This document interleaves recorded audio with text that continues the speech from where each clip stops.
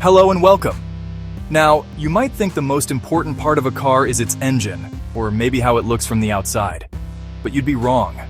Utterly, completely wrong. The most important part, the bit you connect with the bit that tells you everything you need to know, is the dashboard. Today, we're diving into the world of classic cars to discover the 10 coolest analog dashboards ever made. Forget your soulless, tablet-stuck-on-the-fascia nonsense that plagues modern cars. We're talking about real, physical needles, glorious chrome bezels, the satisfying, mechanical click of a switch. These aren't just information displays. They're works of art, mechanical marvels that give a car its character, its very soul. This is a celebration of proper automotive design. Let's get on with it. Right, let's start with an absolute titan, the Porsche 911. Specifically, the G-Series from the 70s. When you slide into the driver's seat, you're greeted by the most logical, driver-focused dashboard. 5 dials overlapping in a perfect arc. The most important one, the rev counter. Where is it? Dead. Center. Exactly where it should be. The speedometer is shuffled off to the side. How fast you're going is a secondary concern. Your job is to be in the right gear. And now for something completely different. If the Porsche 911 dashboard is a surgeon's scalpel, the Lamborghini Countach is a neon-lit chainsaw. It's mad. Absolutely, brilliantly, certifiably mad. Climbing into an 80s Countach, you're not so much sitting in a car as you are strapping yourself into the cockpit of a low-flying fighter jet from a sci-fi movie. The dashboard is a stark, angular wedge filled with a bewildering array of warning lights, square buttons, gauges that look like they were borrowed from a Cold War-era radar station. It's pure, unadulterated theater. Jaeger dials with bright orange needles scream for your attention, often telling you things you'd rather not know, like that the engine is about to explode. This dashboard doesn't coddle you. It challenges you. It's a riot of information, much of it presented in a way that makes very little logical sense. But that's the whole point. A Countach isn't about logic. It's about passion, drama, and arriving somewhere with your hair on fire. It's why it has such a massive cult following. It's the ultimate poster car, and its dashboard is a core part of that wild fantasy. Reliability? Ha! Don't be ridiculous. It's an 80s Italian supercar.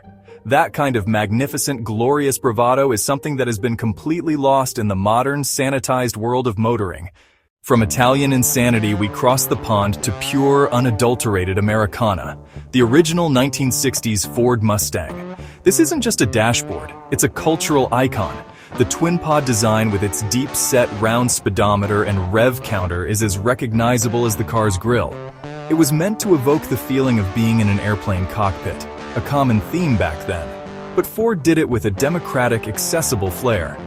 It felt sporty and special, but it wasn't intimidating. It was cool, and it was for everyone. This dashboard captured the optimism of the 1960s. The wide, sweeping speedometer, the simple, clear auxiliary gauges, and the thin-rimmed steering wheel all contributed to a feeling of freedom and adventure. It's the dashboard you see in countless movies, the one Steve McQueen sat behind in Bullitt. Now, if you're the sort of person who arranges their sock drawer by color, you'll love this next one, the BMW E30. The dashboard in the E30, especially the 3 Series from the 80s, is a masterclass in ergonomic genius. While the Italians were busy being flamboyant and the Americans were being nostalgic, the Germans were focused on one thing: the driver. The entire center console is canted toward the driver. It's not a suggestion, it's a command. It says, you are the one in charge here. Everything you need is right here. Now go and drive properly. This is why the E30 is so beloved. It's the ultimate automotive office. The gauges, large round with crisp white markings on black. The needles are distinctive red-orange. No distractions. Every button, every switch, exactly where you expect. So intuitive it makes you a better driver. The benchmark for driver-focused cockpits. Prepare to have your mind warped because we're heading to France.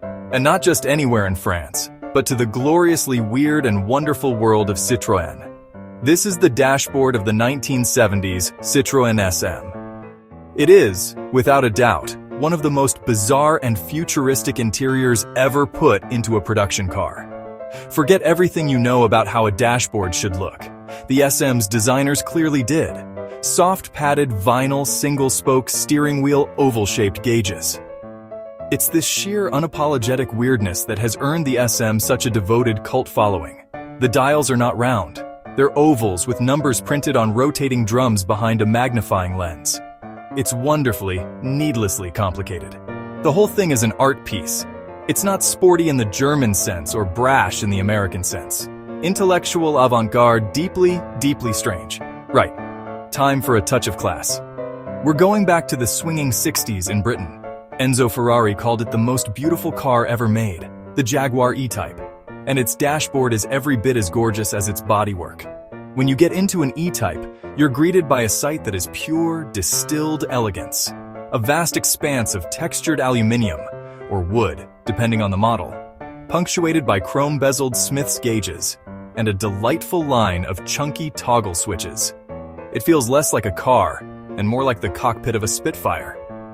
This dashboard is legendary for a reason. It perfectly captures the spirit of the car. Powerful, stylish, quintessentially British. Operating the toggle switches is satisfying. The solid mechanical clack. A tactile experience. Great Scott! You didn't think we could do a list of iconic dashboards and not include this one, did you? The DeLorean DMC-12. Thanks to a certain film trilogy, this is probably the most famous car interior in the world. And even without the flux capacitor, it's a seriously cool piece of 80s design. The whole thing is a symphony of gray, plastic brushed stainless steel, perfectly matching the car's radical exterior. It's the physical embodiment of 1980s retro-futurism. Let's inject a bit of Italian passion back into the proceedings, but this time with a bit more attainability. This is the dashboard of the classic Alfa Romeo Spider, specifically the Series 2 from the 1970s. The defining feature is the twin binnacle design. After all that Italian and French excitement, it's time to calm down and appreciate something a little more sensible. But sensible doesn't have to mean boring. This is the dashboard of the Mercedes-Benz W123. To the uninitiated, it might look plain, but to those in the know, this is one of the greatest dashboards ever made. We finish our list back in America with a car that's as subtle as a sledgehammer. The Chevrolet Corvette C3, the Stingray. So there you have it.